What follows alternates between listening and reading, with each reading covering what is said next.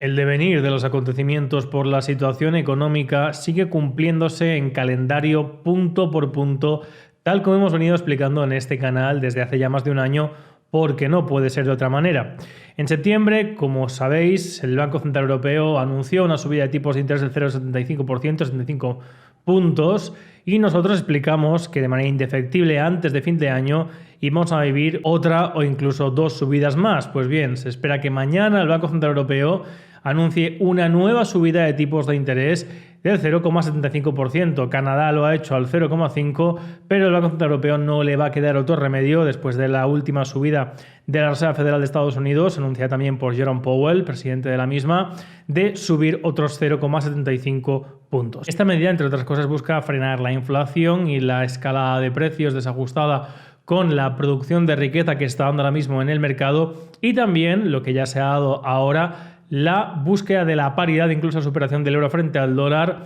cosa que se había desajustado e invertido en los últimos meses, donde hemos visto incluso un dólar más fuerte que el propio euro. Pero el problema de estas medidas, que prácticamente son a la desesperada, es que van a reforzar el principal problema en el que nos encontramos ahora mismo y que ya prácticamente ha puesto en recesión a todas las economías conectadas directamente con la Reserva Federal, como es por ejemplo el Banco Central Europeo, Europa, Alemania, Gran Bretaña, etcétera, etcétera. Y es que estamos en un momento de estanflación, donde la economía está parada porque los precios están disparados y porque los tipos de interés en el crédito también están muy elevados debido a la subida de tipos de interés. Así que por un lado tenemos precios muy elevados por culpa de la inflación, de acuerdo con una política económica irresponsable en las últimas décadas, y por otro lado, las medidas que se están adoptando para intentar frenar esta escalada de precios y este desajuste entre la riqueza real del mercado y la masa monetaria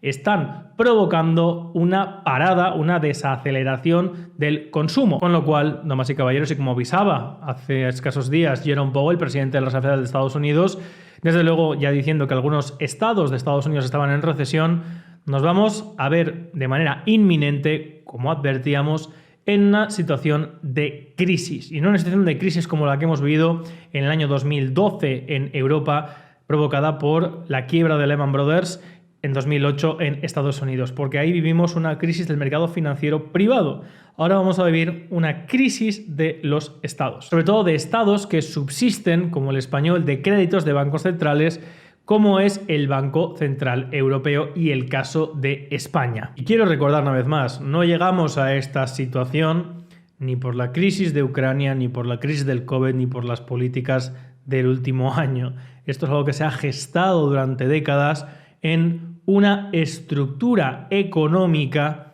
que está precedida de una situación política. Desde la constitución de la Comunidad Europea del Carbón y el Acero en el Tratado de París de 1951, que básicamente era el mercado de la principal materia prima y de la principal materia energética, el acero y el carbón, entre Francia y Alemania bajo la tutela y el privilegio de uso y consumo de Estados Unidos, dado que es quien había conquistado esa parte al fascismo y al nazismo en 1945, y cabe recordar que de 1945 a 1951 era la propia Estados Unidos la que explotaba y comerciaba estos dos recursos en suelo europeo. Fue Charles de Gaulle quien propuso una gestión de estos recursos de los propios países que tenían esos yacimientos, que en estos casos era Alemania y Francia. Es este tratado político, este club que se forja sobre el comercio de la principal materia prima y el principal recurso energético del momento, carbón y acero, el que posteriormente se desarrolla,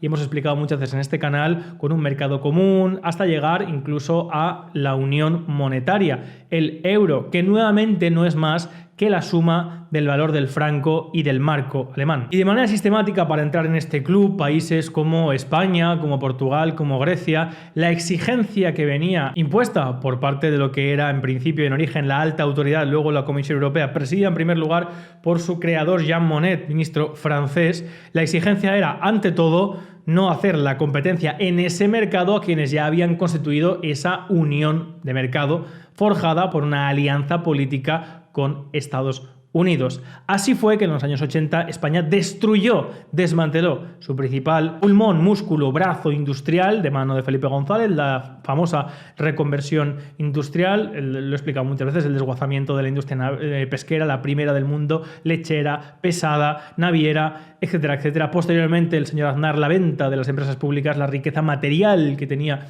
el Estado español y todo ese tiempo el acceso al crédito y al dinero rápido. ¿Para qué? Pues para ganar elecciones, para que los ciudadanos españoles vieran que los políticos estaban haciendo cosas, estaban construyendo carreteras, la Expo de Sevilla, etcétera, etcétera. Y en los momentos de crisis, por ejemplo, el señor Zapatero, ¿qué es lo que hicieron? Pues recurrir a ese mismo pacto, a ese mismo tratado, en esa institución que se creó dentro de ese mismo contubernio que es el Banco Central Europeo. Más de 600.000 millones, Rajoy a posteriori otros 400.000 millones, y así hemos venido arrastrando hasta el día de hoy una situación que los políticos españoles han convertido en costumbre, que es vivir de prestado. No ellos, porque al final la mentalidad que han forjado los políticos españoles a través de cada una de sus legislaturas y en cada una de las administraciones es, bueno, ya se apañará de este problema el que venga después, a posteriori. Y el que va a estar aquí sí o sí el día de mañana somos nosotros, los ciudadanos. Esos créditos que se han contraído de manera constante, sistemática, de manera ordinaria y extraordinaria y se siguen constituyendo ahora mismo, ya son para la nación, para el pueblo español, que es al final quien tiene la capacidad de producir riqueza. Todos ustedes y yo, los que generamos con nuestro trabajo, con nuestro esfuerzo, un dinero para generar en el seno de nuestra comunidad una manera de vivir, un estado de bienestar, una cultura, un modo colectivo de vivir. Para sostener todo eso no es necesario el despilfarro y el crecimiento elefantiásico del Estado que la clase política española ha ido desarrollando de manera sistemática en las últimas décadas. No en el último año, no en la crisis del COVID. La clase política de manera sistemática, al ver que tiene acceso a ese crédito fácil y que quien tiene que pagarlo al final serán los españoles el día de mañana, lo que ha hecho ha sido ir tirando cada vez más de ese crédito que sigue a día de hoy. De hecho, de manera extraordinaria, repito, a día de hoy, el Estado tiene que endeudarse en 18.000 millones trimestrales. De manera extraordinaria, sin contar lo que ya se ha presupuestado en los presupuestos del año 22, de manera ordinaria como necesario en crédito al Banco Central Europeo.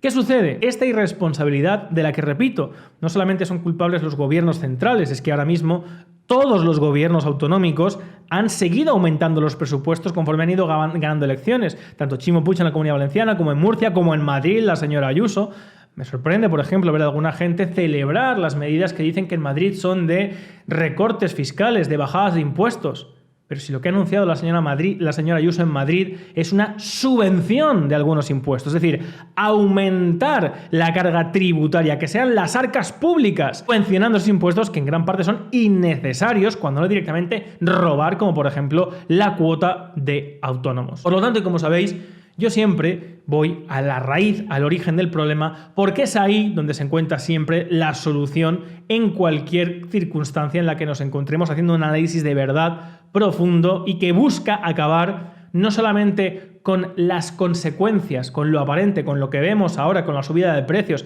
sino con las causas, aquello que ha generado esa problemática. Tenemos que atacar directamente al foco que ha construido la situación en la que nos encontramos ahora mismo. Y ese foco es la falta de límites y control en las instituciones españolas para la gestión del patrimonio por parte de la clase política, ya que no existen organismos independientes fuera de la directriz de los partidos, porque el jefe del partido, sea de manera propia e individual, si tiene mayoría absoluta, o dos jefes de partidos, si lo hacen por pacto como el gobierno actual, o como hemos visto incluso 3 en el ámbito autonómico, los que designan a todas las instituciones legislativas, el Tribunal de Cuentas, incluso los órganos judiciales. Eso es lo que tiene que cambiar. Si no existe una Cámara Legislativa, que es al final la que tiene que estar compuesta por representantes elegidos por la ciudadanía y por lo tanto los que tienen que ser garantes de la gestión del patrimonio, del capital de los propios ciudadanos, velando para que no se actúe en contra de sus intereses también a largo plazo, como ahora, generando créditos impagables, hasta que eso no exista, esta situación no se va a subsanar.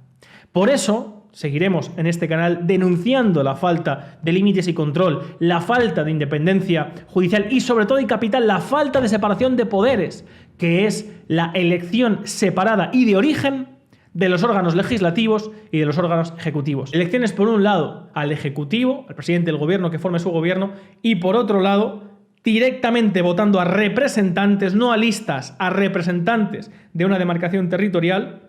a la Cámara Legislativa. Hasta que eso no suceda en España, sobre todo que exista representación, no existirá un control sobre cómo se gestionan las arcas públicas, cómo se gestiona la riqueza que generamos los ciudadanos. Y seguimos viendo medidas populistas, medidas de intentar comprar votos, que es lo único que intentan hacer y saben hacer los políticos españoles, con medidas como la subvención del metro o del transporte público, como ha hecho el señor Sánchez, o incluso la señora Ayuso en Madrid con el primer año de cuotas de autónomos. Todo eso a cargo de las cuentas públicas que algún día ya alguien pagará. Para eso seguimos tirando de crédito cada trimestre. Pues bien, la situación de crédito irresponsable tipo cero que hemos vivido en Europa, con España y con otros países, se va a acabar.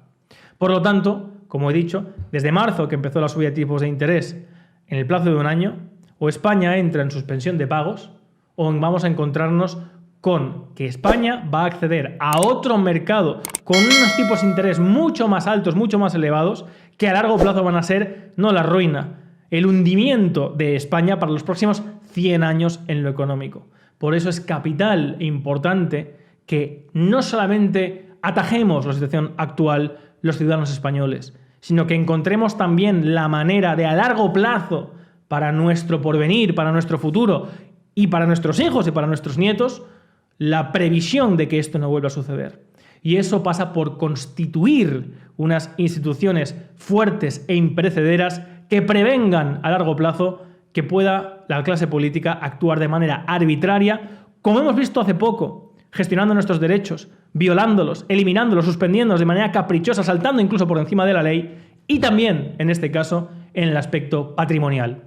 Para eso seguiremos aquí, en este canal. Os recomiendo, que dejo en la caja de suscripción, conocer, asociaros, que es gratuitamente, a la Junta Democrática de España, una asociación civil que no percibe dinero del Estado, donde ningún cargo percibe absolutamente ningún solo euro y donde lo que se busca es la unión, la confluencia de las diferentes sensibilidades, de las diferentes ideologías de todos los ciudadanos españoles con este objetivo, persiguiéndolo de manera pacífica. Muchas gracias por ver el vídeo, suscribiros, darle like si os ha gustado, compartidlo. Salud y libertad colectiva.